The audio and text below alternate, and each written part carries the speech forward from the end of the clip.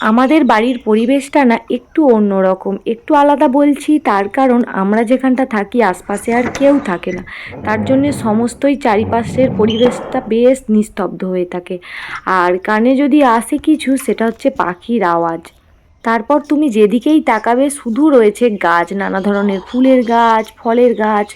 এত ফুল ফুটে থাকে যে বাইরে থেকে আর ফুল কিনে পুজো করতে হয় না। আর সাথে রয়েছে আমাদের বাড়িতে হচ্ছে এই মন্দিরটা, এটা কিন্তু অনেক দিনের পুরনো মন্দির, প্রায় 100 বছরেরও বেশি হয়ে গেল। আমি তো সেটাই শুনেছি।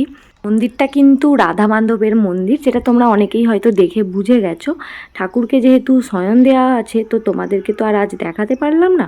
কোনো দিন যখন পুজো করতে আসবে ঠাকুর মশাই তখন তোমাদের দেখাবো। আর আমাদের বাড়িতে কিন্তু মহোৎসবও হয়, যেটা এই কিছুদিন আগেই হয়ে গেছে বৈশাখ মাসে। এখন তো জ্যৈষ্ঠ মাস পড়ে গেছে। এই যে পুকুরটা দেখতে পাচ্ছ এটা কিন্তু প্রতিষ্ঠা করা, মানে তোমার বিয়ে অন্নপ্রাশন সমস্ত কিছুতেই তুমি এখানে এসে স্নান করতে পারো। তো আমাদের বাড়িতে কিন্তু কোনো অনুষ্ঠান হলে আমাদেরকে আর বাইরে যেতে হয় না, যেহেতু আমাদের ঘরের মধ্যেই প্রতিষ্ঠা পুকুর রয়েছে।